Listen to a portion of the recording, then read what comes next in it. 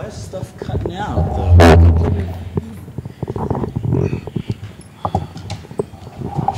Testing, testing, 1, 2, 3, testing.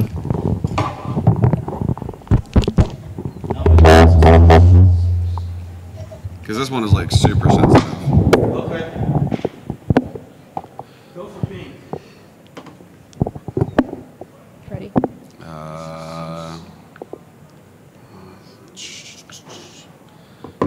Yeah, sure. All right, let's go ahead and get started, everybody. Sorry for that little delay. Let's get it started in here. Let's never reference that song ever again. All right, everybody, welcome to Not All H Games, a deeper dive into visual novels. Thank you for coming to this 10 o'clock panel on a Sunday. Well, it's like AFest, so like technically like the Sunday is actually Monday. But for Bison, it was Tuesday.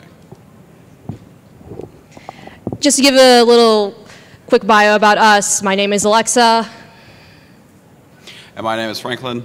And we represent our hobby site, Oddity Game Seekers, where we write a bunch of reviews and articles about various video games, usually stuff that's a little under the radar. So, for instance, I wrote about monsters in Silent Hill 3 and 4, but in particular, like background stuff, like the hospital floor with like the sentient wheelchairs from Silent Hill 4. Whether was that to be right? And I've written articles about party sizes in JRPGs. I wrote an awesome article about how like old video games should have just let you like unlock costumes gradually instead of like leaving them to the post game. Like there's like a One Piece like game for the Wii that was like, oh, you want new costumes like for characters? Beat the game and then come see. And I'm like, but I'm not gonna play the rest of this game. It's an adventure game. I beat the boss. I'm done. No. Make the costume like literal costume closet.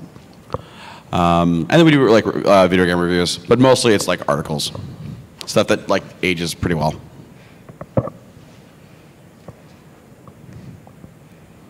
So before we begin, we do have a few rules of engagement that we just want you all to keep in mind. The main purpose of our presentation is mostly to talk about visual novels. Obviously, we wanted to give a really quick definition of what visual novels are, what are some titles that you could check out, because there's so many games on the market nowadays, and it's easy to get pretty overwhelmed. If you're already pretty deep into visual novels, we have some specific recommendations that you may or may not have actually heard of. And if you somehow manage to play literally everything we've recommended, maybe you can find a way to recommend some of these to your friends. We do ask that you please be quiet or whisper. If you have any questions, we would really ask that you save it till the end. We have a lot of time today. And if you see anything of interest here that you want to check out later, feel free to take any pictures. On that note, we actually do have a list of the games on our website, which is, this is an out-of-date URL, but if you go to our main site, odditygameseekers.com, there's a link to this on the left-hand side. I made a separate page for it. I'll keep it updated every year, and you'll be able to see a good reference list. We have some things on there that we've actually cycled out of this presentation, but it should be a pretty comprehensive list of all the games we've talked about before. The secret with this panel is that it gets us to play like 2 or 3 visual novels like a year, like, and then like get it considered like work or we're doing something. So. Yeah. So we're gonna just have a brief overview of visual novels. Keep it 101. Then we're just gonna discuss some like general visual novels. Can people hear me with this? Because it's very quiet. Okay. And then we're gonna shift over to otome games, which are like specifically like girl-focused visual novels. We're gonna then move to non-Japanese developed visual novels, like just like either like Western or just like just outside of Japan. And then we're gonna finish it off with hybrid visual novels. So usually like visual novels that like are half visual novel, half something else, like 3-on-3 basketball. Sims. So to give a quick overview of what exactly visual novels are, they're a miserable pile of text, decision-making, and anime girls, to put bluntly. But seriously, they're mostly text-focused games that usually use sprites for characters and have detailed backgrounds. Some, but not all games have decision points. There's a specific subset of visual novels called kinetic novels that don't actually use decisions. It's just pure, straightforward play. Some visual novels are focused on dating characters. I know that was kind of the stereotype for a while, but sometimes the decision points are just to have the story branch out in different places. Additionally, some games use visual novels elements just for storytelling. For example, the BlazBlue fighting games use it for telling their really overly complicated story. The rest of it is just a fighting game. So shout out to the person at Acon who asked me this last year. There have been some comparison recently with David Cage's games and the Telltale games, and I've been asked before, are these visual novels? I'll say for the sake of technicality, no they aren't, but there are some similarities, especially with the very story-focused gameplay. But because these aren't really like text-heavy, they're not really visual novels. I mean, especially because like the Telltale games are mostly centered around like text prompts and it's not text prompts, sorry, like quick time event prompts. So I will say that one of the later Zero Escape games did take some inspiration from the Telltale games. I believe the Life is Strange dev has also cited that Danganronpa was a major influence for that game, so these things do kind of bleed into each other. It's just that these really aren't visual novels. Honestly, like the Heavy Rain stuff and like a lot of David Cage stuff reminds me more of like FMV games from the 90s. Like Heavy Rain is just Night Trap with more money.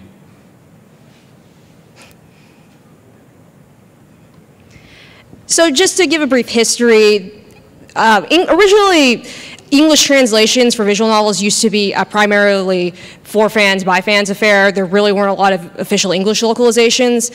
And these two games were actually some examples of some attempts to get this onto the market prior to back in the early to mid-2000s. Hourglass of Summer is really bizarre because apparently the release for this was on a DVD, of all things, so it played like a DVD menu game. So like who here has played like the Disney or like the Pixar like early 2000s DVD games? Like literally that's what this is. Like I was surprised there wasn't like a quiz to see which Lion King character I was. Like somewhere in Hourglass of Summer. It's a fun oddity. And then the next thing that needs to be said is JAS attempts to kind of break into the visual market very early on. So they localized Enzai, which is a really dark boys' love visual novel. And I'm not really sure who was playing this, but JAS at least tried to get some things out there on the market early on, but they were kind of notorious for licensing things and then not actually releasing things. Notorious, like back then? I think you mean now. No, they're getting a little better. Oh, it just takes, what, 6 years instead of 7? We will get to that. But yeah, like they are, as she mentions, like yeah, they are trying to get better. So. So since 2014, there's been a really huge boon of official translations. I would say that we're still in this really good visual novel renaissance. A lot of that is thanks to places like Manga Gamer getting a lot of things licensed, both Aero games and non-Aero games. And Steam has helped put a lot of these games, they've made it a lot more accessible. I know that there's been this really bad hubbub with Steam as of the past year because of what they've been doing with certain visual novels. I will say it kind of sucks, but you can still buy a lot of these things directly from Manga Gamer. They usually they attack like 2 or 3 games and then like lay off like a few weeks later. What's really annoying is when they're mostly attacking like indie developers. Like there's a slightly sexy visual novel called like Mutiny. I think that got hit a little bit, but like nothing gets like removed. So like they went back to just like not caring. So it's kind of a problem when like only 1 or 2 of these platforms have a monopoly, but instead like we get the Steam and the Epic Store fight over like Borderlands 3 discourse instead of like everything else. But continuing on, aside from Steam and Manga Gamer, Axis and Atlas have also been getting in on a lot of the visual novel localization for console games. And I will get into this in a little more detail later, but Ren'Py has been really helpful for a lot of indie developers in terms of making visual novels. There's also, again, stuff like Steam has also made it easier for them to get their games out there.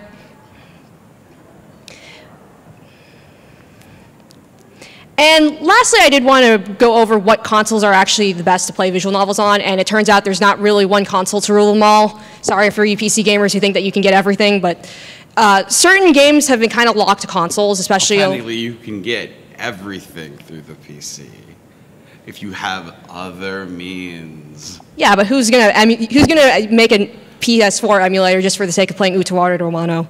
Really. Lots of people.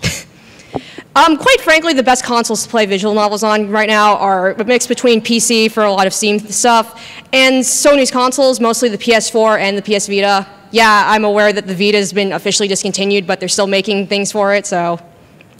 It's kind of like, so there's a Otome game I'll hint at later called Sweet Fuse, and that Sweet Fuse is known for being the literally last PSP game, like physical PSP game to be in stores. So like granted later stuff like Class of Heroes 2 got released, like physically, or like Summon Nights 5, but we're waiting for the Vita to also end on an Otome game in the same way the PSP ended on an Otome game.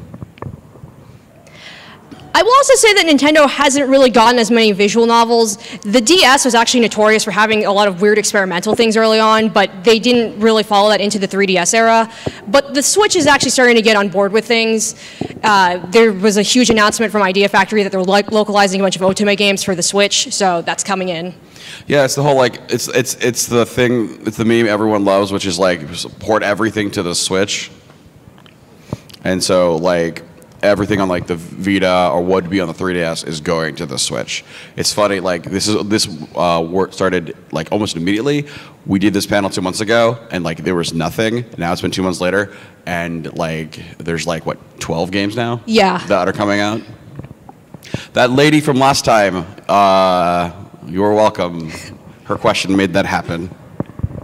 Okay, well, let's get started in talking about actual visual novels. Okay, so we do this weird thing where we have a specific taste in visual novels, but we kind of have to talk about like the way the visual novels that kind of people are used to, what they've seen from like episodes of Genshiken and Genshiken Season 2, which I think is a very topical reference for this audience, this anime from 15 years ago.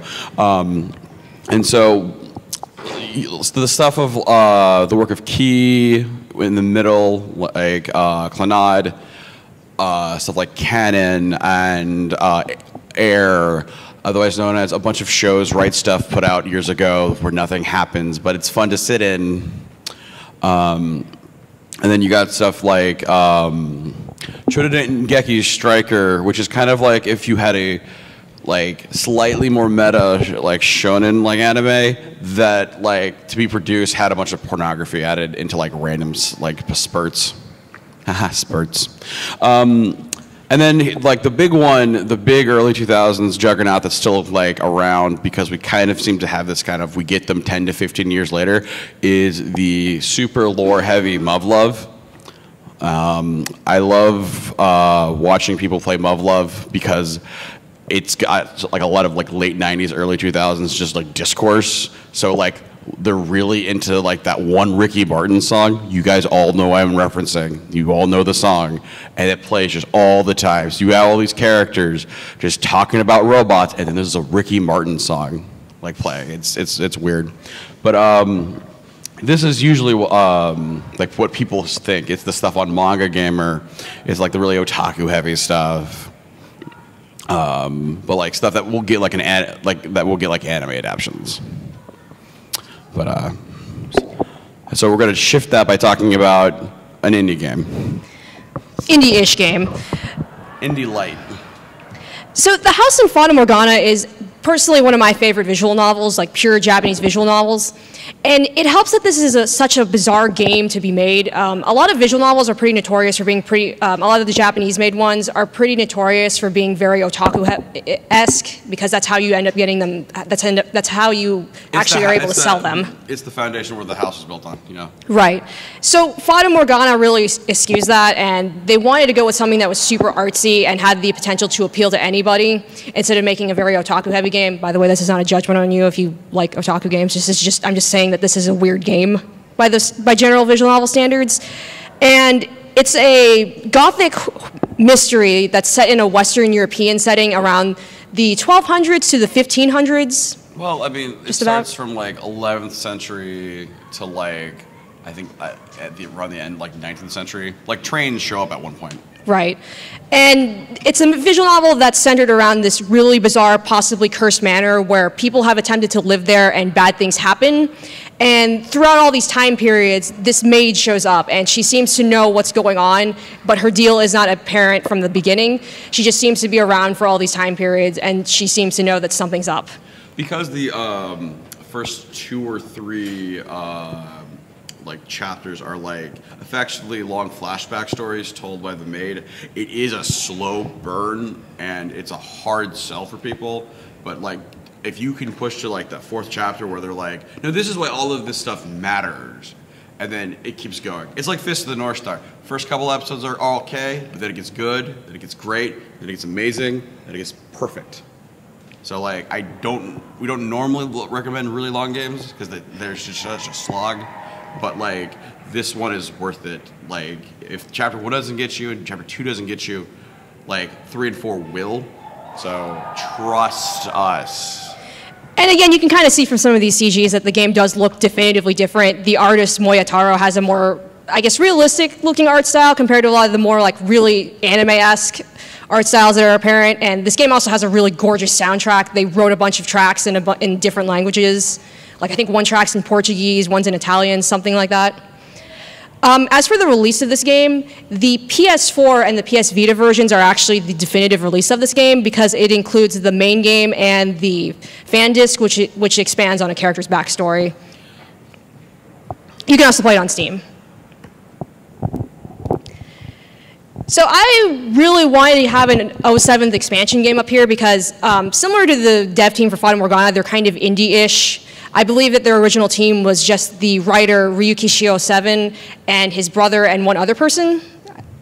I think that's probably changed now because they've gotten a lot more popular, but these, the Umineko games in particular, I think they were just working on these games in their free time and then they released the episodes at Comiket.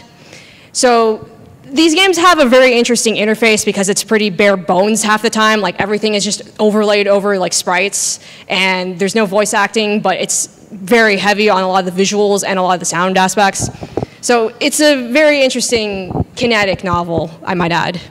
But Umineko is a series of murder mystery kinetic novels. It surrounds this family that's trying to get their inheritance from their ailing family head, but then they end up getting trapped on this island where the family is meeting, and a bunch of supernatural things end up happening.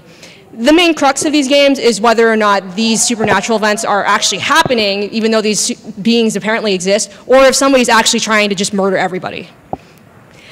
And there's no options in these games, oddly enough, but there's still a lot of focus on having the player try to solve the mystery of what's happening, especially because things start increasing as the episodes go on, because this game in particular is split into 8 episodes. Is it easier or harder than the average episode of Case Closed / Detective Conan?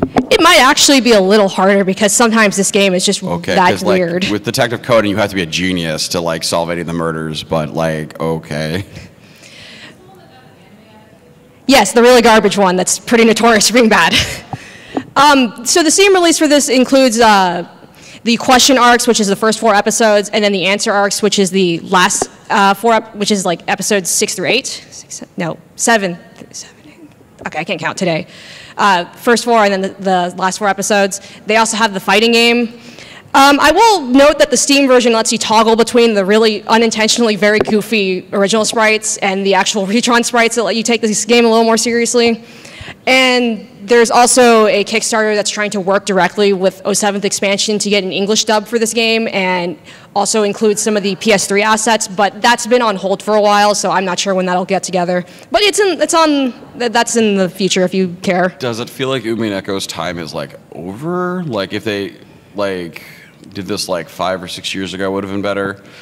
I think some of the fans have kind of moved on because I know a lot of people mostly played the fan translation of this, but I think this game is still fresh and worth looking at now. Because a lot of the stuff takes kind of a weird long amount of time. So like for instance, the sister series for Umineko, like Higurashi, like that's they've been like translating that for years and like they're only like halfway done. And then I always think of Higurashi Discourse as like the anime from like what, 2006? It's 2007. Yeah. So like it's like striking while the iron is in the like pantry. I just want to say I'm glad that Modern Gamer finally picked this up because it took a while and this is such a weird thing for them to localize. But this is available in its entirety on Steam. So let's go into something that's a little more obscure that nobody's heard of. So if you aren't familiar with Steins Gate, it's a sci-fi flavored visual novel focused on a college student who unintentionally invents a time machine using his microwave. And a lot of the decisions in Steins Gate mostly revolve around, do you want to help your friends using this time travel aspect, or do you want to put yourself at risk for getting killed by this scary government organization? If you already are somewhat familiar with Steins Gate, I'm going to say this, and I say this every year, the visual novel is better than the anime 100%. And if you've already watched the anime, I would really strongly recommend that you visit the visual novel because there's a lot of aspects in the original visual novel that are not covered in the anime. For instance, this is more just a visual appeal. Both Steingate's games have a really cool so to make it referential to this convention, Yoshishi Abe is here, of Serial Experiments Lane, and he has a very specific color palette. The designer for Steins Gate has that as well. I believe his name is Hook. I don't actually know how to pronounce it. It's like a pen name, but that art didn't carry over to the anime. The anime looks really flat and very gray, where the game is everyone is awash in greens, and it's very colorful. Everything looks kind of like a Yoshishi Abe thing. It's really neat. What's cool about Steins Gate is that a lot of the decisions are not made with the typical oh, do you choose to go to the mall or do you choose to go home for the day? A lot of the decision points in the game are made by sending emails to certain people and choosing specific replies. It's pretty unique, but sometimes it can be kind of obtuse, especially if you're trying to go for the best ending. So would recommend a guide if you're trying to get everything in this game. Also, this game is available for, again, PC, PS4, and PS Vita. They actually did a pretty recent re-release that uses the anime's assets instead of just the original sprites. If that's up your alley and you think that's more visually appealing to you, by all means go ahead. I believe the game is still the same. So next I wanted to talk about 428 Shibuya Scramble, and this is a very interesting game. I believe this is a game that comes from Spike Chunsoft, who would later go on to make the Zero Escape games and Danganronpa. And this was a very influential game for them that came out very early on. I believe it came out in 2008 or 2009 because this was originally a Wii game. And this ended up influencing a lot of their structures for having very non-linear, very character-focused visual novels. And notably, this game, I think, is the only visual novel to ever get a perfect 40 out of 40 from Famitsu. In the list of stuff like Bayonetta 1, it's some of the Zelda games, some of the Metal Gear Solid games, and that's about it. Famitsu is kind of hinky and kind of broken score-wise, but getting a 40 out of 40 on Famitsu kind of means something. But for 28 Shibuya Scramble, it starts off as sort of a crime drama kind of thing, but it's mostly a multi-genre kind of game. And what's unique about this game is that it's played in-game. It takes place in over multiple hours of time during the course of a day. And you play this game from multiple character perspectives, with the objective being that you're trying to make sure that each character can progress in their own plots without unintentionally interfering with each other during the course of an hour. So, for example, in the first hour block, you want to make sure that an undercover detective and this former gang leader are able to do what they need to do, but you also want to make sure they don't directly run into each other because they'll start fighting and lose track of what they're actually of what's actually happening with the main plot. Also, this game uses live action assets, which I was kind of hinky about at first because I was worried this would look like a really overacted J-drama. But they actually shoot this game in a specific way so it looks dynamic without looking like it's overacted. All the dialogue is just in the text form instead of being voice acted, so you don't get the really unintentional goofiness of J-drama stuff. So it's pretty neat. So I'm not really one for Key, as I addressed earlier, but I think Planetarian, which is one of the earlier things, which is a 2 to 3 hour kinetic novel, so no choices. I think that one stands on its own. Original net animation, I think a year or two ago. So you could also watch it a 6-episode TV show. But it's about a scavenger in the post-apocalypse who stumbles upon a planetarium with a hostess who congratulates him for being the millionth visitor or customer, but like the world's bombed out and there's like mecha robots that like destroy things outside. It's a game with 2 characters, and there's something like oddly nice and refreshing about Planetarian. Key games are known for being kind of like purposely sad, but I felt like in Planetarian it was more genuine than like trying to be like saccharine with it or like maudlin. So there's an old joke on Steam which is like, I'm going to get some popcorn and I'm going to sit down and press play all on Planetarian, and then I'll get up in 2.5 hours. So if you want to treat it like a movie, you can treat it like a movie. This is a pretty good introductory visual novel, especially if you're kind of intimidated by some of the lengths of a lot of the Japanese visual novels, which tend to be like 15, 20 plus hours. You can play this in like a couple hours. Muv-Love is like 70. It's like, I'll start with Muv-Love, just 70 hours. I'd rather just play Fallout New Vegas with the DLC. Okay, so this is where my time to shine. As I noted earlier, Ultimate games are like specifically made for both very young to like kind of like college-aged women. It really depends. Because we're adults, we usually like swing towards like the Ultimate games where like the protagonists are like adults. So a lot of the ones we'll talk about involve people having day jobs, and then there's segments about paying the mortgage, things like that, because we're boring. But just gonna like, there's a lot less foundation with Ultimate games. The big one, like that, like I've seen like merch and plushies of at this direct convention is Hakuoki. Like that's like the big one that has a bunch of sequels. That's the only way to tell something one of these things is popular is if like there's merch and like a lot of visible merch, and then there are multiple sequels. So like Hakuoki's story of vampire / ghoul like Shinsengumi from like the 9th century. So like the Japanese like police. Has had multiple sequels on multiple like consoles. This is like on the 3DS, which is really weird, but like it gets ported to everything. It's so popular that it made like a crappy like kind of like Dynasty Warriors game for the PSP. Like it's like that's like the top mark.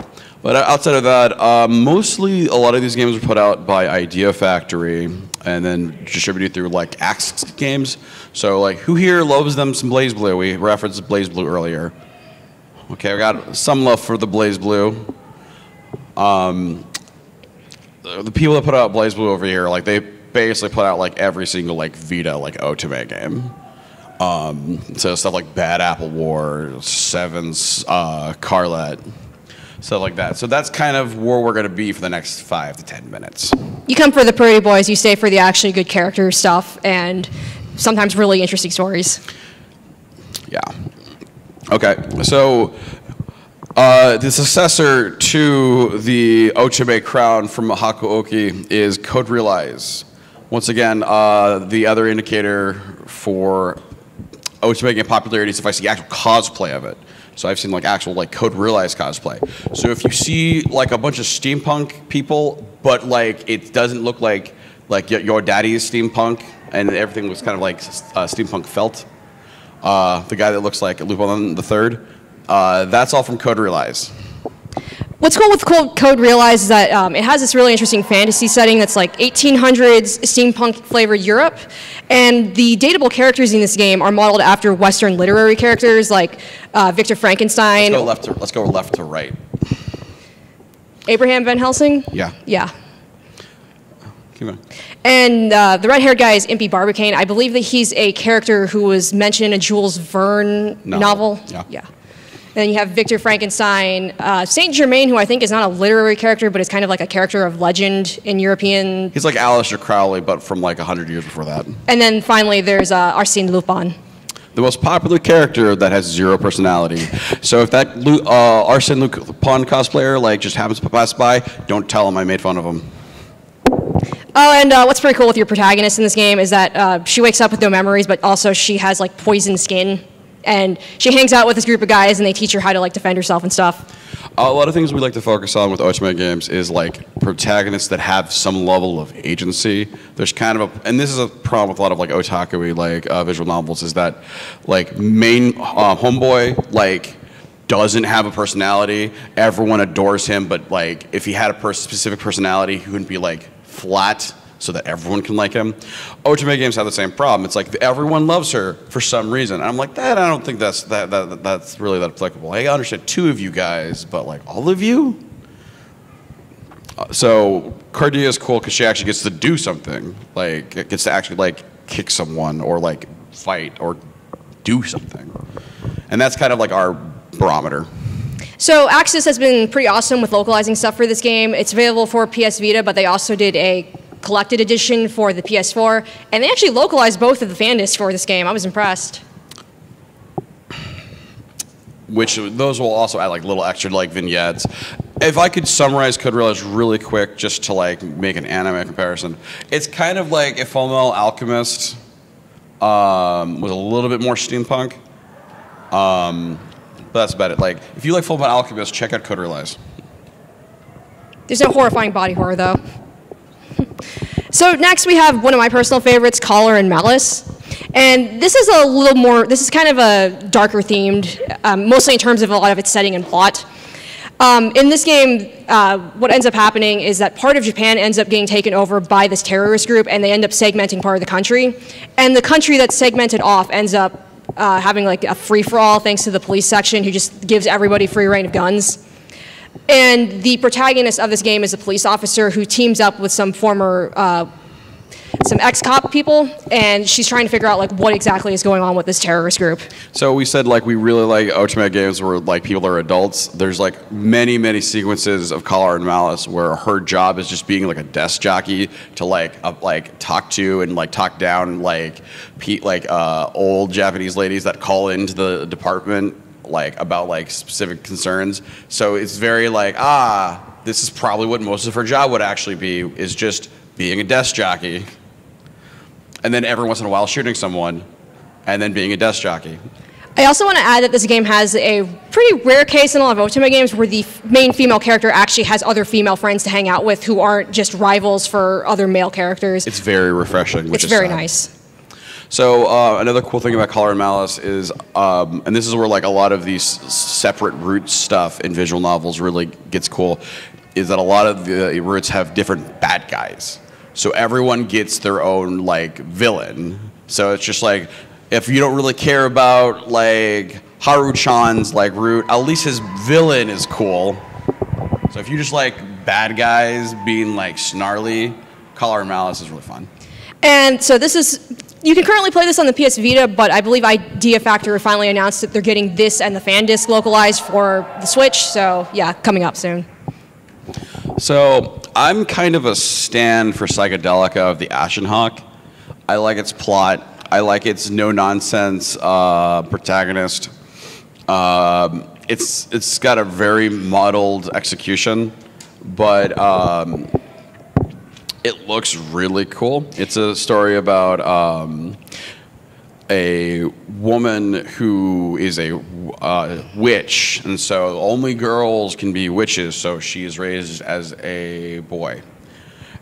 And she ends up getting involved in she mostly works as a handyman in town, like, well, in disguise, but she ends up getting involved in a lot of the town conflicts between 2 of the main families who are vying for power. I hate making this comparison. I'm so sorry. It's like Games of Thrones, but with pretty boys. So you've got the Hawks and you got the Wolves, and they hate each other for some reason, and everyone just accepts it. So the game is interesting because the first couple chapters are kind of slow, but they do this interesting thing where you actually just bum around parts of the town and pick different sectors, like go to the town center or go to this manor or this aisle, and then you just interview townspeople. So like half the game, like the first third of the game is just like asking old like bureaucrats or like old ladies at the market, like, so how do you feel about the Hawk clan? And then you learn like half of them love them, half of them hate them, and it's like, oh, this wasn't very helpful at all. So I've never seen that done in a visual novel. It's just very interesting, like just being kind of like a 16th century reporter. And I believe this is a PS Vita release, but I think they finally announced that they're getting the localized version on Steam soon. Anything else? No. So last but definitely not least, we have Hatoful Boyfriend. And if you're not really in the know, this is a game where you play as a human girl who's transferred to St. Pigeon Nation's Academy, where she gets to hang out with a bunch of pigeons and possibly date them. So a lot of people, I know, really misunderstood this game, especially when this ended up on PlayStation Plus a few years back. This is specifically a parody of otome games and a lot of shoujo storytelling tropes in general. It's actually genuinely funny because the story is very self-aware, and while a lot of the characters are really goofy, like you actually do get rather attached to them, especially because a lot of them are like pastiches of a lot of typical like otome character types. Like, oh, here's the rich guy who's kind of up his own butt. Here's like your childhood friend, stuff like that. Here's the like serial killer doctor. Yeah, you know, the normal things. There's a relatively new video game podcast called How Did This Get Played? They have an episode of Hatoful Boyfriend, and as a clear indicator of like you will either get this game and think it's awesome, or you will just not get it and think it's terrible. A lot of that episode was like the two hosts were like, "Game's good, 7 out of 10, 8 out of 10, good stuff." The guests were like, "This is the worst thing Japan has ever put out." And it's just like, it's really not that divisive. It's more like 90 versus 10, but... Again, Parody game. Also, fair warning, it turns into a weird sci-fi horror thing like midway through. It takes itself like completely seriously at times, but like it also revels in how like stupidly weird it is. There's also a Christmas game. It also, like, a lot of the world works on like My Little Pony logic, where like... every birdie... Like, gets to be here today. Yeah, every birdie, every pony. Okay, so now we're gonna shift over to like more like Western developed, like. Well, not necessarily just pure Western, but this is our cover for a lot of the non-Japanese visual novels. Yeah, we need to come up with like a better term, but yeah, that's pretty good. That'll work. There has been a really big boon of non-Japanese indie visual novels, especially in the past 5 to 6 years. Again, stuff like Steam has really helped with that. And there's also things like Kickstarter and itch.io, which helps a lot of indie developers get their games out there. If you look to the far right of the image, we've got the makeshift cover for 4chan's like Katawa Shoujo, the oddly like respectful, if not a little melodramatic, dating sim they made like many years ago, which some people contribute to like kind of starting a lot of indie development for visual novels. I know some people that do visual novels as like a job, and like they were really influenced by Katawa Shoujo. In addition, one of the better resources for developing indie visual novels is the Ren'Py engine. This runs off of Python, and I've actually messed with it myself. It's relatively easy to learn, even if you don't really have a lot of programming language, because their tutorial is very in-depth. Most of the difficulties are probably going to come from finding assets for it. But like, we'll say it at the end. Although some indie developers have shifted over to using Unity engine because it gives them more, it lets them do more things with the actual interface, but sometimes the games lack certain visual novel mainstays, like actually having a skip button.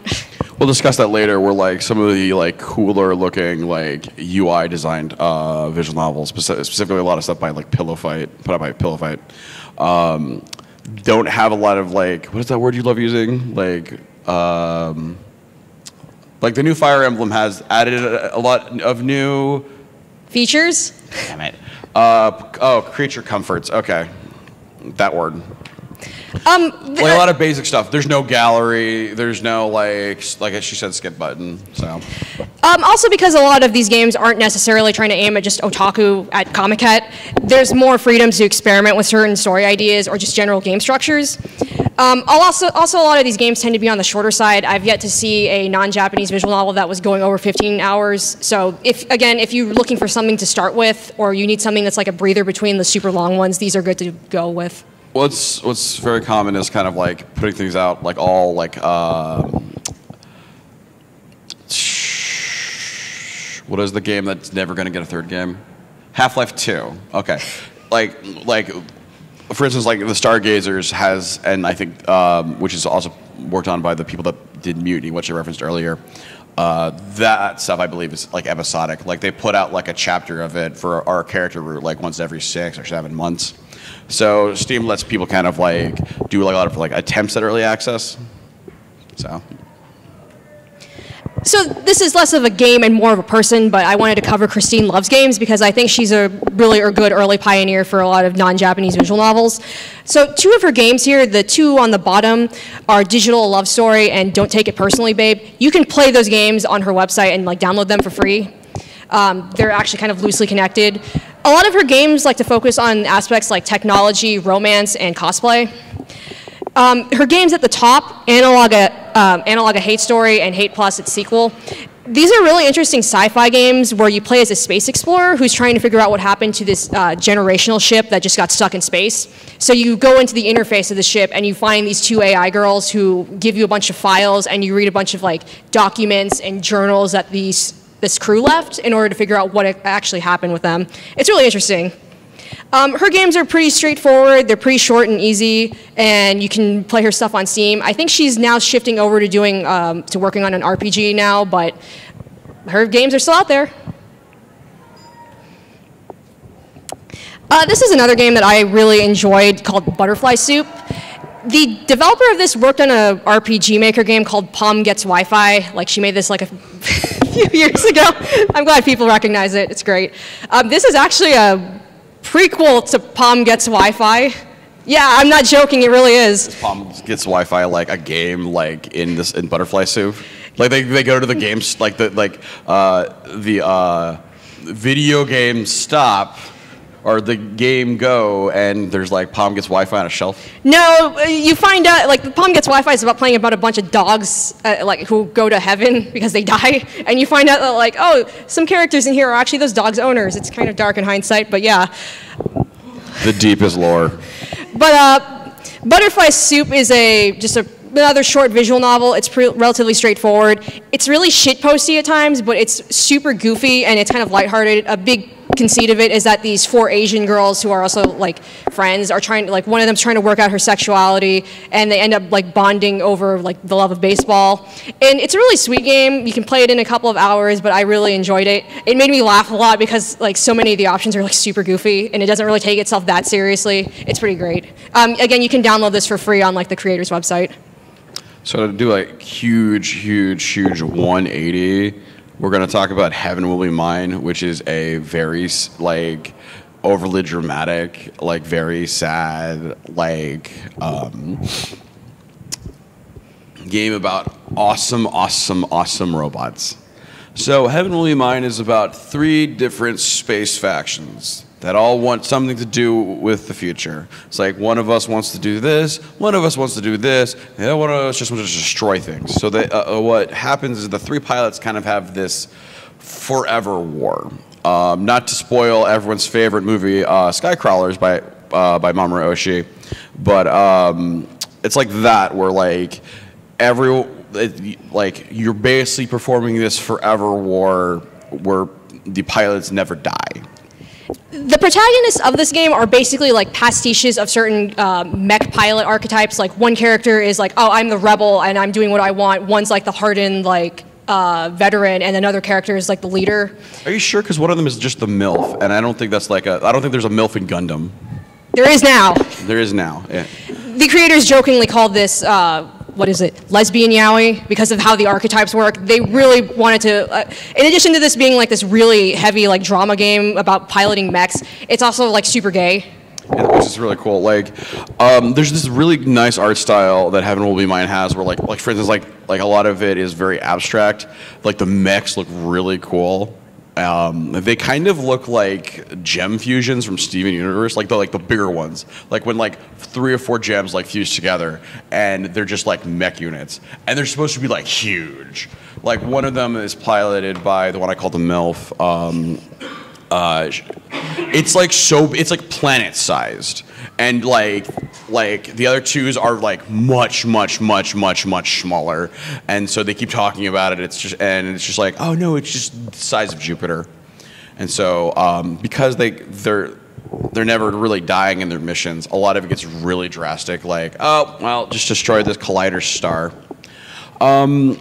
It is a little too ambitious writing-wise. I haven't been confused by like parts of a visual novel in a long time. And so it like really cares about math and it really cares about like physics. You know those parts of Metal Gear Solid where it's just jargon for like 3 minutes and you just kind of fall asleep? Even though Heaven Will Be Mine is like 3 hours long, it does that. And so I'm mostly here for character development and design work, and the really cool like fact that every single pilot gets their own HUD, they've got their own emails to check. Like, it looks cool. Sometimes the overly abstract hard science like writing is a little more much of a chore. So. So before I begin on Ghosts of Miami, I did want to ask: have any of you grown up playing the Carmen Sandiego games? That is exactly what this game reminded me of. Ghosts of Miami is a pretty cool mystery drama game that takes place in like 1980s Miami, and you play as this freelance detective who's trying to look into missing persons cases that the police aren't handling. A lot of it does have like that Carmen Sandiego thing of like you go around talking to people, like you have like a notepad that keeps track of certain important notes or people of interest. It gets really ambitious, especially in the early chapters. For instance, like each chapter is a case, and you can just fail every single case. And if you fail the case in chapter 1, characters that gave you that case in chapter 2 are going to be mad at you for failing the case in chapter 1. It does also have some like slight dating sim elements, but what's really interesting is when you finally get to the meat of like why are people disappearing? How does this concern the main character's father who disappeared? Things like that. It also looks really gorgeous. It has like a really like what would you say, retro wave kind of look to it. Like it's really brightly colored and pastel, but it still Very deals aesthetic. with some pretty heavy subjects. Like here's some human trafficking stuff. Here's like dealing with drug trafficking. Here's literally just like a prom like serial killer, like totally normal things. Yeah. Its soundtrack is also really cool. Does anyone in here know of Too Mellow? Everyone knows Too Mellow. Good. Matthew Hopkins. He does a lot of like hip hop stuff. He did some music for Ghosts of Miami. It's really neat. It's really worth it.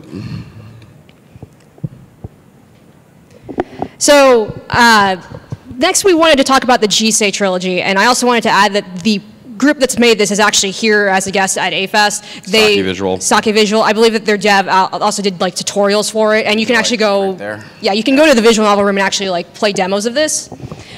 These are a bunch of. You might be able to see the director. She like runs that room.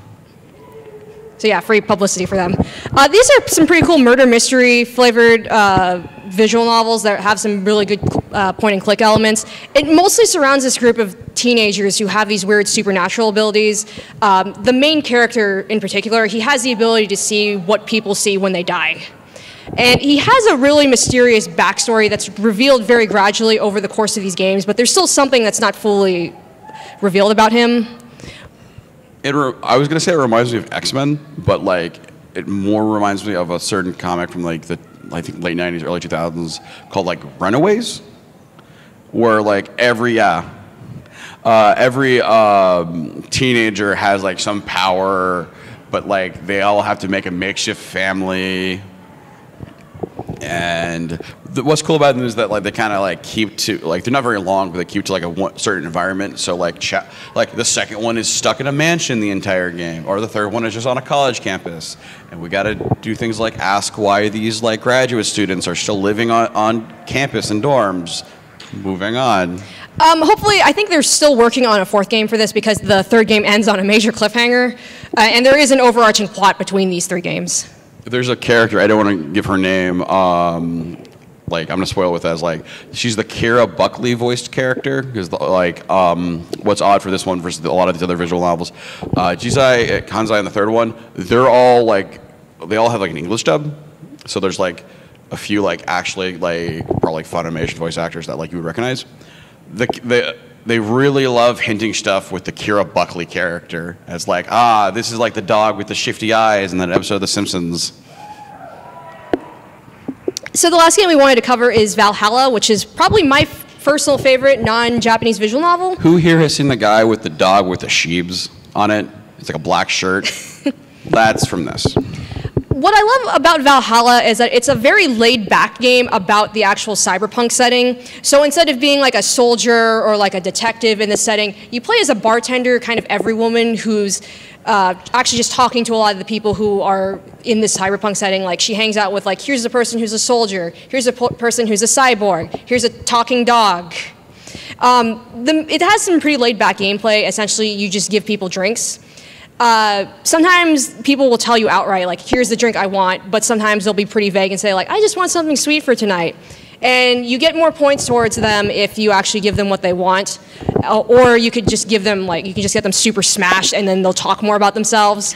So this was developed by like two Venezuelan gentlemen, right? Yes. So this game is like Japan like loves this game, and so like they got like super like limited edition stuff. There's an app game that I can't remember if it was Chinese produced or like Japanese produced, like called like Girls Frontline, which is about like anthropomorphized guns. They have a current crossover with Valhalla, so like Valhalla characters will show up in the Girls Frontline. So like it's very, I guess, 2chan-y, if anyone gets that reference. Like, except they don't talk about trains very often. It's that the drinking alcohol making mechanic is really neat because of that. But like probably by like the last third of the game, you just get kind of tired of giving the same guy the same drink because the like Jonah Jameson character really just likes the shitty base beer, and I'm like, we've given to you, sir, 7 times in this game. Pick something else. It's more like everybody asked for the piano man, and I'm like, stop asking about this drink. Sometimes they ask about the piano woman. It has a really catchy soundtrack. You can actually set the soundtrack to whatever tracks you like because there's a jukebox that you're allowed to customize before the given day. Also, this game looks really gorgeous. They deliberately modeled it after a PC 98 game, so it has a lot of really nice pixel art. You can even add like kind of a CRT filter. It's a great game. So we're gonna like just finish up, speed through visual novels that like are also like something else. For instance, the Polish developed The Crown of Leaves is a point-and-click adventure. Pyre, which is made by the guys, the team that made Bastion and Transistor. That's right. Pyre is half a visual novel and then like a half 3-on-3 basketball game. So it's like everyone's favorite Mario game, like Mario like 3 Strikers for like the DS. So this is the part of the panel where like people have actually played these games. Are you kidding me? I don't think anybody's played these dumb games about lawyers. I don't know what you're talking about. If you're not familiar with the Ace Attorney series, it's essentially about lawyers doing lawyer things. You play as a kind of rookie lawyer who ends up getting more successful as the games go on.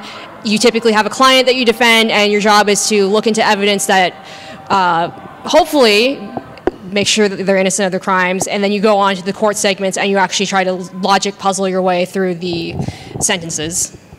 What I do appreciate about Ace Attorney is that it has really good writing, especially the original writer Shu Takumi before he stopped writing for these games. He does a really good job of balancing some legitimately funny humor with some legitimately heartbreaking scenes. And these games are also very story and character driven. You're going to probably get attached to somebody in these games. Maybe it's not going to be the main characters, but probably somebody. I do implore people to please keep supporting these games. I think Capcom is starting to think that people aren't buying these, so they stopped releasing physical editions, unfortunately. That's the joke, Alexa. Like Adventure Time 2 gets on the 3DS, but we don't get Ace Attorney on the 3DS physically. We're also missing a lot of the spin-offs, unfortunately, so please keep supporting these games. Capcom just dropped a huge bomb and just started releasing ports of this to everything, so you really don't have an excuse to not just play this at this point, especially because they bundled the first 3 games together. Real quick? What impact does the movie have on this, for Capcom? Nothing. Does it support the game? Yeah. It's okay. No, it's okay. I haven't thought about the movie in like 6 years, so like it took me. No, the anime is an ad for the game. Most anime adaptations of things are just ads. The JoJo's anime is an ad for the manga. The Overlord anime is an ad for the light novels. Sorry. So next we have Utawari Re Romano, or So yes, Underwater Re support the anime, Romano, I as guess. people like to joke. This is actually, so the Mask of Truth and Mask of Deception duology, I will say before going further, this is actually a sequel to the original Utawari Romano games, but they're completely standalone. Like, I don't have any knowledge of those original games, and I played this completely fine. The plot of these games is that you play as an amnesic dude who ends up in what looks like Edo period Japan, but it's inhabited by a bunch of furry people. And he ends up getting involved with a group of people who are like directly from the capital and are kind of involved in a lot of the like noble and like hierarchy stuff. You come here for like the really doofy like early 2000s humor, and then you stay because a lot of the plot stuff actually gets really serious. I was completely taken aback by the first game's ending, and like I was not expecting some certain character death at all. These are also hybrid strategy RPGs, but I'll be honest and say the strategy RPG part is pretty bare bones. It's not Fire Emblem, so don't expect that. It's just there to kind of break up parts of the plot. But these games have really cool world building and a lot of really cool setting stuff. You can play this on like the PS4 and the PS Vita, and they're actually trying to localize the original Utawari Romano games for the Vita digitally. So yeah, Vita's not dead. I think so. Okay.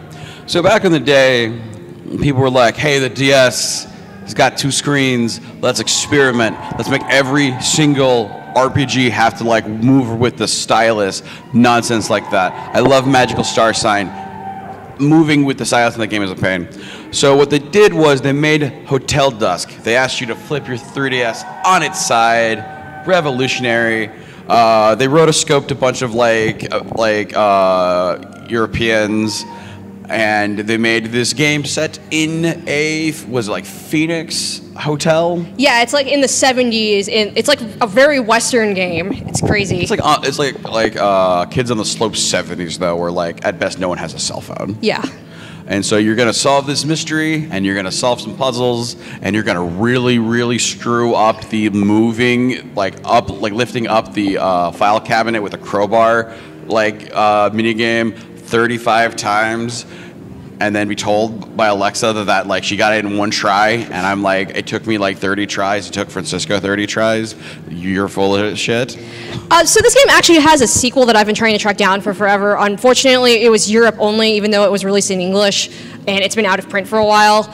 The dev team for this game also later made this 3DS game called Chase, which is another kind of fairly minimal like mystery game. I just find these games fascinating. They're super Western flavored, even though they're made by a Japanese dev team. Okay, but Alexa, I gotta ask, if you were to import one of 2 DS games, Last Window, The Secret of Cape West, or the Tingle game, which would it be? Tingle game, obviously. Yeah, the Tingle game that got put out in Germany? Yeah, okay. I agree. Real quick. I don't know if this could be a question for the end, but what is the most popular form of a visual novel that is adapted? We will discuss that at the end. So next we're getting to Spike Chunsoft territory again. One of their best known games is probably the Zero Escape series. These are some pretty intense psychological drama games usually about 9 individuals who end up getting locked somewhere by a person named Zero, and they're kind of forced to pull off some crazy shit to survive. Or they kill each other. You know how it goes. My favorite endings are when they all work together. Like, so for instance, the second game, Virtue's Last Reward, is just the prisoner's dilemma over and over again. And as someone who has to see the prisoner's dilemma in like macroeconomics all the time, I'm like, if everyone was just not an asshole, we'll get out of this alive. And so sometimes the writing suffers because they establish rules and then they have the character whose entire job is to just break them. I.e. Dio from 2. So every time it's like, Dio! These games are structured around mostly escape the room puzzles, and they have a lot of features that I wish would show up in more visual novels, which is actually having a timeline function so you can jump to certain decision points more easily. There is a roughness with some of the writing, though, where we call it like visual novel writing, where it's like uses 3 paragraphs to say one thing. There's also the classic My favorite of this is, yo, Junpei, you ever hear about lock socks? Or the arc of whatever? Or do you know anything about, like, the freezing temperature of, like, water? We all know that, but I'll explain it to you like a child. You know Schrodinger's cat? You know the Funya Rimpa? And so, like, people just, like, talk like encyclopedias for, like, 5 minutes to explain a puzzle. And that is rough. It is, like... My favorite example of this is also just, like, 3 paragraphs explaining Junpei getting punched. Okay, and so he swung his arm, and then it, like, was about to hit me, and then it connected, and then I felt the punch in my shoulder, and then I rolled back, and then I fell, and then I've fallen. So, Zero Time Dilemma, which is based more on, like, The Walking Dead, and which we got mostly because of, like, Western support. That one takes care of a lot of that stuff, so you could probably just skip ahead to that one. We don't actually recommend you skip ahead to that one. No, there's like so much plot stuff. Like it's like reading the 3rd book in a trilogy. They basically collected all of the first 2 games into one collection. They even up-resed a lot of the sprite work for it. Because the first one was originally a DS game. And you can play that on PS4, and I believe they also have that on both. That they have that on Steam as well as the 3rd game, Zero Time Dilemma. Nobody knows about this game, do you? Next, we have Danganronpa, which I think is a really great example of how a lot of weird vested Western interest in a game ended up getting the thing localized like later down the line. Does anyone remember following this thing through like the Let's Play on Something Awful? Yeah. And now it's everywhere. I don't like turn my head left or right without seeing 6 Danganronpa cosplayers that never show up to this panel. But the main conceit of Danganronpa is that it's effectively what happens when you take the Ace Attorney court debates and you meet it with the zero escape levels of high-octane survival games. A bunch of high school prodigies are effectively locked away somewhere, and they're forced into a killing game by Monokuma, who's a killer bear. It's got like this really charming writing at the end, especially when the Monokuma was voiced by the Doraemon like voice actress. And it was like super charming, like just really like occasionally dark, but like also like legitimately like witty. Like it's like very impressive writing. The game really does a good job of balancing a lot of like life sim elements where you're encouraged to hang out with certain characters during your free time, and then when the murders actually happen, you can investigate, and then you go into the actual court segments, which are like played out more in real time, and you actually have to aim at specific words in order to rebuff them, or like say that you want to agree with some of them. And sometimes you have some like really terrible mini games. Hangman. Yeah, Danganronpa, you can play this on PS4 and Steam, all 3 of the games. Okay, we're almost done. Okay, so Lex and I are an odd couple. I like the silver case. And I like the 25th Ward, its sequel. To give some context for these games, this is a really weird early Suda51 game that like I think originally came out in the mid to late 90s on the PS1. Yeah. And these actually finally got localized recently because I think Suda's trying to get a bunch of his games remastered. The original Silver Case game is a really bizarre police mystery where this specific police group is trying to track down a serial killer, but things end up getting flipped on their head because there might be something off with the actual police force themselves. It's very, like, does anyone remember the anime Paranoid Agent? Like individual episodic episodes about different topics, but with very similar characters.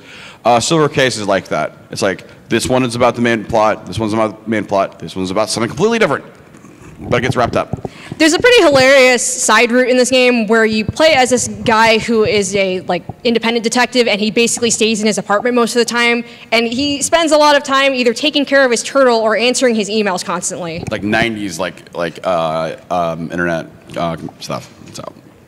I especially like the sequel, I especially like the sequel to 25th Ward, which was originally a mobile game of all things that they ended up re-resing into a PS4 game. It has a far more of a, I personally like it because it actually has more of a sense of humor.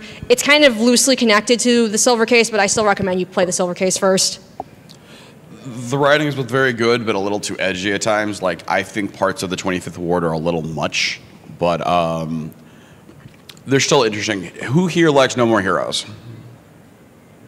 So that new No More Heroes game that came out a few months ago, That game is like chock a block full of like Silver Case and 25th Ward like references. Like out of nowhere, characters will just show up from like the Silver Case and like talk to Travis, and it's just like, oh, I know these guys. No one else would. That's it? Yeah. So last, we have a much older title, but I think that we insisted on having this title in because it's still very influential for a lot of hybrid visual novel work. It's also the only game we recommend you pirate by this point. Everything else buy legally, please. Support the artists and the developers. But no, pirate Snatcher. Hey, I don't know about you, but I'm pretty sure everybody in here owns a Sega CD. I think everyone owns a Sega CD and is willing to spend $110 on a 5-hour like Sega CD game, and then spend more money to get the Konami like pink light gun, the pink like or blue light gun. But Snatcher is a very early English visual novel release that was done by our Lord and Savior Hideo Kojima. It's basically his love letter to Blade Runner most of the time, and it's a cyberpunk story about these body-snatching robots, and you play as a detective who's trying to actually look into it. Of course, it's Kojima, so the story tends to be like very goofy and then very serious between certain parts. Before you ask, yes, even in this 5 or 6 hour game, there is a 25-minute cutscene. I also want to add that you get a little robot partner in this game that's a specific Metal Gear variant that actually ends up showing in Metal Gear Solid 4. Yeah, so around the beginning of Metal Gear Solid 4, you have like this robot that like Otacon like gives you, and that follows you around. That is the second version of the Metal Gear that shows up in Snatcher. Unfortunately, it is not as funny and witty as the one that shows up in Snatcher. This is mostly it's a point-and-click game with certain visual novel elements. It has like that very specific interface that's like, here's a bunch of menu options, talk to this person, ask about X, Y, Z, that sort of thing. The only problem though with Snatcher, besides some kind of dated like writing around women, on a lot of the female characters, is that there's like 3 or 4 really crappy like light gun segments that are like impossible. So if you pirate this, learn how to like skip the light gun segments because they're just awful. Like it has nothing to do with anything. But yeah, if you want like really early level, like very signature Hideo Kojima writing, like Snatcher is glorious. The protagonist is just Deckard from like Blade Runner. The bad guy, Random Hajil, is just Rutger Hauer's character from like Blade Runner. And then after a while, he just starts stealing from Terminator. It's an homage to Terminator. Okay, we have 5 minutes, but we'll still stay afterwards. No, we go until 11:30, so we have like plenty of time for questions. We like had 5 minutes. Oh, okay. We go until 11:30. We have 20 minutes. Okay. Yes.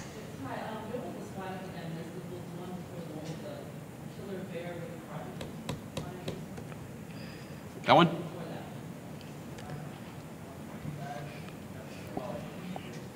Those two, like the types of genres that are most popular, like would you say would be most? So we talk about Udawara Mono at one point, otherwise known as Underwater Ray Romano.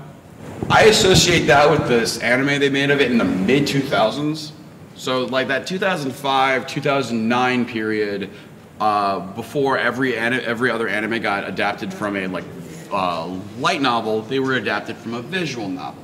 That's where you get stuff like Canon, Air, Clannad Afterstory.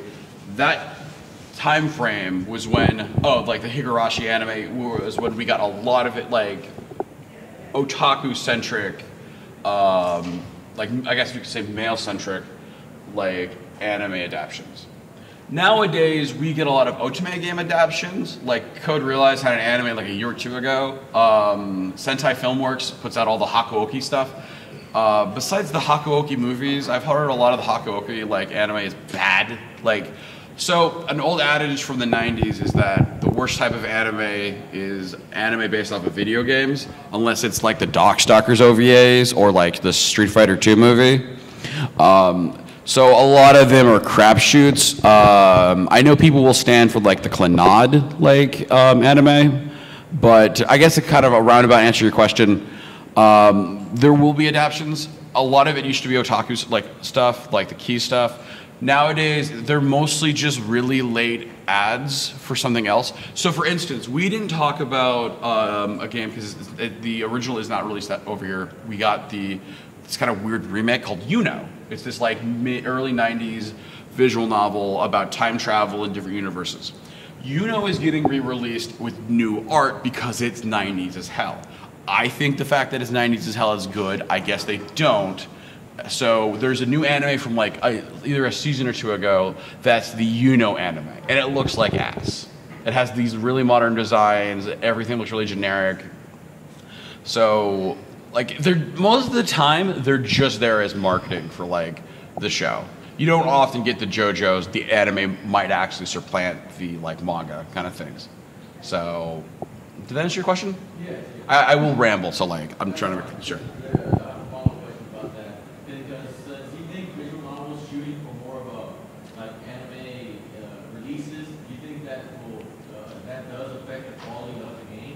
So my favorite story is about how Chodenki Striker is actually kind of a budget anime that just used pornography to get funded. Because if you play through, I played the all ages version of Chodenki Striker, and it's a game about a bunch of high schoolers, and so the sex scenes are still there. They just skip like it's a PG-13 like movie. It's like I know they're there, and I've seen the screenshots on like Manga Gamer, but it's still in the plot, and it has nothing to do with anything. So, but if you pay attention to like the story for Chodenki Striker, this just feels like it could be just like a shonen anime from like 2010. So oftentimes people, instead of making an original anime, they'll just make an original visual novel. I think if they get an anime adaptation, that's just good luck. My favorite is sometimes the anime adaptations come out 5 or 6 years after the games come out. There is a like kind of Kamen Rider-esque otome game that was on like the PlayStation 2. It's Japan, so like they still got PlayStation 2 games till like 2012. That has an otome anime from like 2 years ago, and I'm like, why does this have? What is this advertising for? This game is like 6 years old. It's like if there was an Onimusha like anime this season. There hasn't been an Onimusha game in like forever.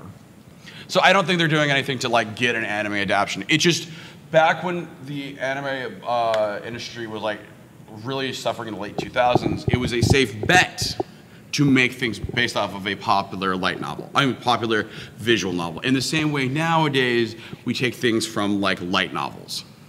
It's just what's popular at the time. In the 90s, it was like manga. In the 80s, it was manga.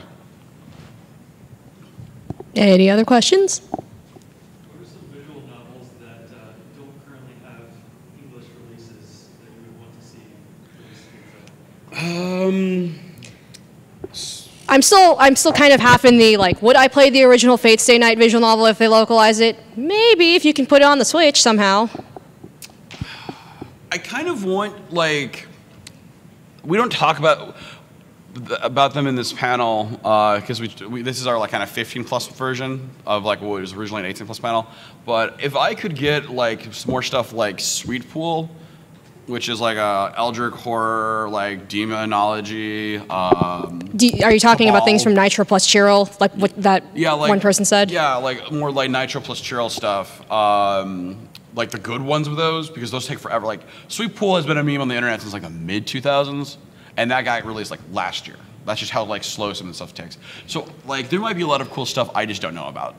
So like it's like scans of manga. I know there's a lot of awesome manga that doesn't get released over here, but because I stopped checking scans websites like years ago, like I just don't know. It's not the best answer. Sorry. Anything else? So I missed the beginning of the panel, so I what's up? missed it if you mentioned it, but I was curious if you were at all familiar with the house of Morgana. No, never heard of it. Never. No, we're kidding. Like that was literally our first slide. Okay, great. Love that game, by the way. That's awesome. like we usually show that like as this is like our tastes versus everyone else's tastes. So. Okay. Well, then I'll also add that I really love Utuar Mono, and the first game is coming out in English early next year, and there is also a Muso spin-off called Utuar Mono-san. That's coming out next month, I think. I heard about the remake of the first game. I didn't hear about the Muso game. Yep. It's a Muso retelling of the first game. It's a retelling of Mask of Deception. That actually sounds like fun. It's all right if you want to play Utuar Mono characters and beat up bad guys.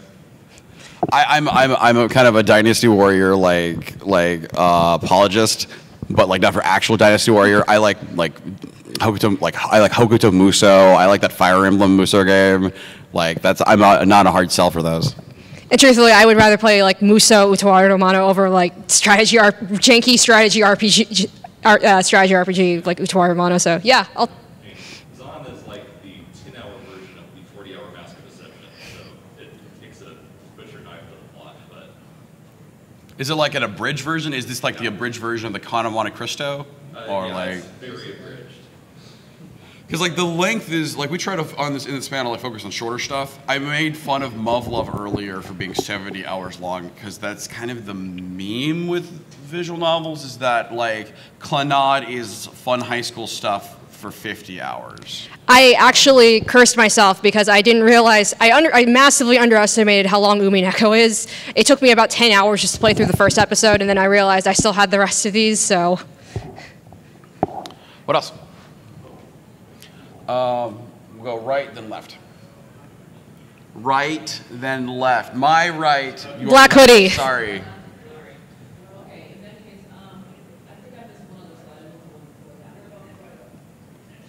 This one? I love Hotel Dusk because like this was a game that like kind of just like regular people would play. Like I had a coach in middle school who just randomly had Hotel Dusk. Like I think RDS existed just for Hotel Dusk. Yeah, sure. Question about these games, like you said, the mechanic of the cabinet and the bar, how can you use it? Okay, so back like And then, like I said, and what was it, the last one we talked about, the old video with Eva, about how the light gun segment, like, what could make or break, like, adding these mechanics now, like, what really could make or break the visual novel from the visual novel aspect, like these little mini games? a lot of time like we have a very broad definition of visual novel. Like we will stretch it as thin as possible, which is anything that has like, and this is a cheat, we understand, anything that has like the little text bar at the bottom. Like I'm not gonna say Blaze Blue is a visual novel because it technically is a fighting game, but a lot of video games do use here's a bunch of text at the bottom to express dialogue and exposit plot, and that's fine. Like after a point we'll just start splitting hairs, but like It's mostly up to you. If you want to argue with me that Zero Escape is more of a puzzle game with visual novel elements, that's totally fine. like Snatcher feels like an adventure game, but people will call it a visual novel. I'm not here to like a lot of people want to call like the Phoenix Wright games adventure games, and that's fine. This is not a hill I'm gonna die on. Like it's because a lot of times it kind of feels like, no, they're not comic books, they're graphic novels. Kind of like, you just don't like the specific word. It's okay if this gets called a visual novel. Like, it's not a bad thing. I saw your hand go up. Do you guys ever consider things like Rune Factory as visual novels? I know it's a lot of gameplay, but there's a lot of... That's like Blaze Blue, where it's just like the main game is enslaving monsters to like work on your farm for you while you pretend to like get married, which is what I did in Rune Factory 3. Where like the talking with dialogue, that turns into like, okay, like every single Harvest Moon game does that. It's more like a cheat. I think with like Blaze Blue is like literally everything is just the talking and then a fight scene. And then the talking, then a fight scene. Where in Rune Factory, I get to hit something with like a hoe or a rake. So it's, like I said, we're already kind of splitting hairs. Our definition is very thin, but... What else? No, I was confirming, yeah, so like it depends on what the visual novel, I guess, maybe plot point. Usually it's just easier to go like, okay, so Katawa Shoujo has different routes, there's different options, there's like, you'll play it multiple times, to get the different paths. That's usually what we just say, like, visual novel classic. But since so many things will import that whole, like, two character portraits talking and there's text, like, lots of games will actually implement that for, like, 5 minutes. For instance, I recently played through Super Paper Mario on the Wii, and there's just the segment before a boss fight where it's just a visual novel for, like, a few minutes.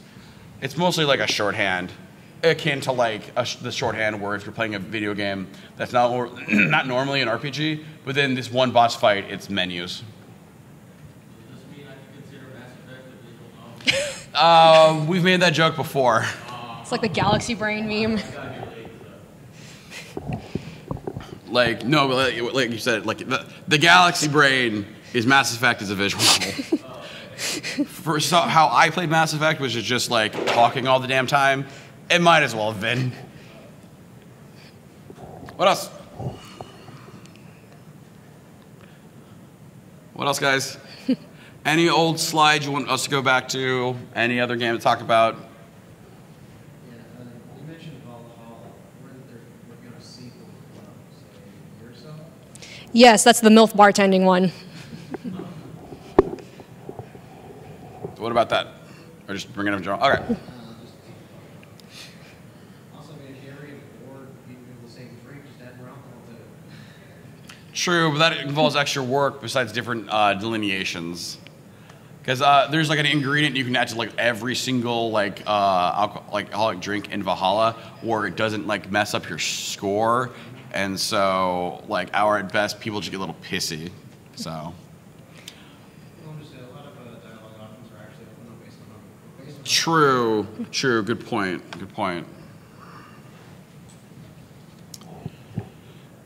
That's Valhalla is one of those games where it's like just look up how to get every single ending the first time, because I could not imagine playing it a second time because things are very like rigid, like especially in the beginning.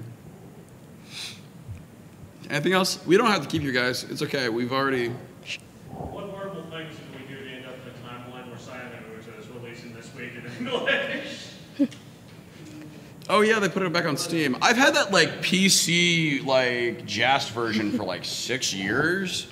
So like I keep forgetting it takes certain places like so many years to get this stuff out. We used to actually start this panel talking about like Song of Saya because like we have no taste. Sorry, tact. So that's also another one I recommend for the always adults in this room. We got like. There are 5 minutes left. Do you guys just want to head out? Or anything else? 5 minutes. 5 minutes. Well, thank you all for showing up. 4 minutes and 35 seconds.